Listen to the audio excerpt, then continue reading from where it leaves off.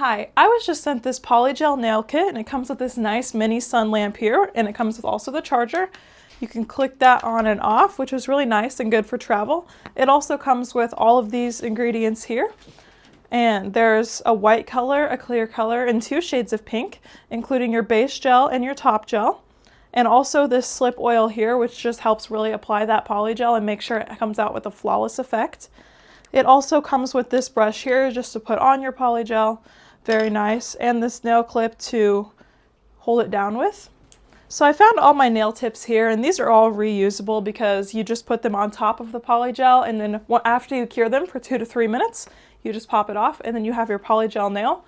And it comes with this file here, and you can always file down and shape it to any shape or length that you want.